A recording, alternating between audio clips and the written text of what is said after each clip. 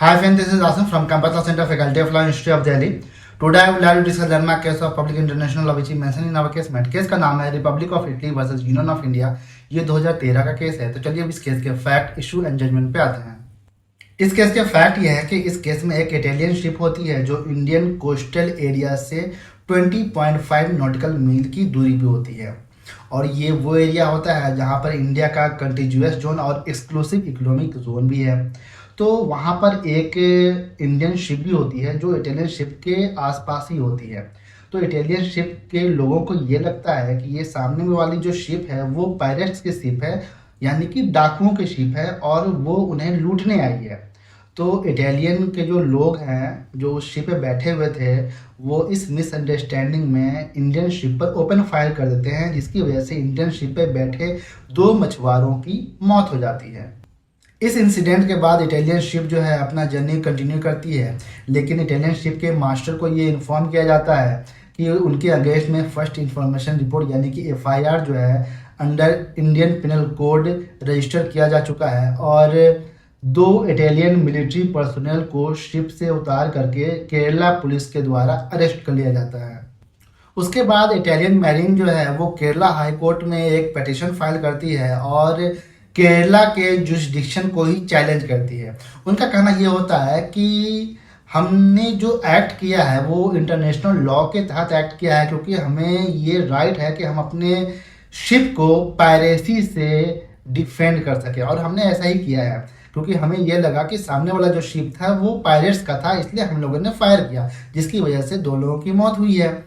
उसके बाद इटालियन मेरिन्स का ये भी कंटेंशन होता है कि अगर ये डिस्प्यूट है तो 2 कंट्री के बीच में डिस्प्यूट है, यानी कि इटली और इंडिया के बीच में डिस्प्यूट है, तो यहाँ पे केरला क्या कर रहा है, यानी कि केरला का कोई भी जुरिडिक्शन ही नहीं बनता है कि वो इस मामले में इंटरफेयर करे। अगर इंटरफेयर करना भी है तो इंटरफेयर जो है इंडिया और इटली के बीच में होना चाहिए, ना कि केरला एक कंस्टिट्यूएंट एलिमेंट जो है स्टेट का यानी कि इंडिया का, उसके द्वारा।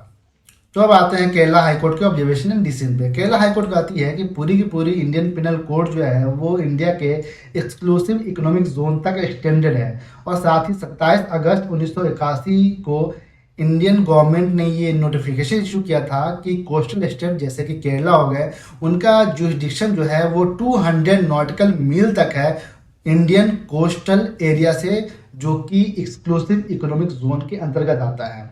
इसलिए केरला हाईकोर्ट कहती है कि प्रेजेंट केस में केरला के पास ये अथॉरिटी है कि ये इस केस को हैंडल कर सके, क्योंकि ये जो केस हुआ है यानी कि ये जो इंसिडेंट हुआ है वो एक्सक्लूसिव इकोनॉमिक जोन के अंदर ही हुआ है।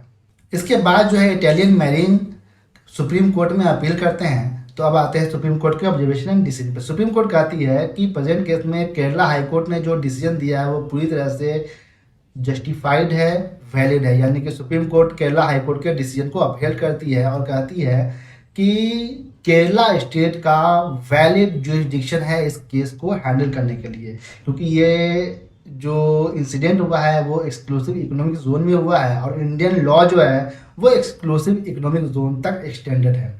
इसके साथ ही सुप्रीम कोर्ट ये भी कहती है कि इंडिया के पास ये पूरी तरह से राइट है कि वो प्रोसिक्यूट कर सके इटालियन मैरीन्स को, क्योंकि ये जो इंसिडेंट हुआ है उस इंसिडेंट में इंडियन नेशनल्स इन्वॉल्व है, यानी कि इंडियन सिटीजन की मौत हुई है। इसलिए यहाँ पर इंडिया का इंटरेस्ट जो है साफ दिखता है।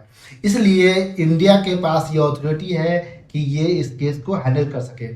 और चूंकि इंडिया के पास अथॉरिटी है तो केरला स्टेट जो है वो इंडिया का ही तो पार्ट है।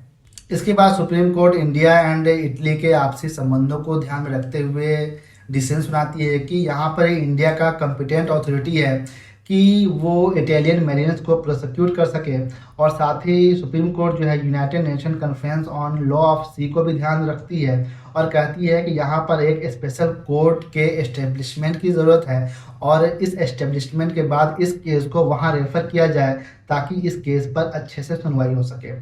तो इस केस के फैक्ट, इशू एंड जजमेंट यही हैं। आई होप कि आपको ये वीडियो इन्फॉर्मेटिव लगा होगा। अगर वीडियो पसंद आए तो प्लीज़ वीडियो को लाइक करें, हमसे जुड़े रहने के लिए हमारे चैनल को सब्सक्राइब करें, और अगर आपको इस केस का पीडीएफ चाहिए तो व्हाट्सएप नंबर, कमेंट बॉक्स और साथ ही साथ इस वीडियो के डिस्क्रिप्शन में मेंशन है, आप मैसेज करके पीडीएफ अवेल कर सकते हैं। Thank you so much.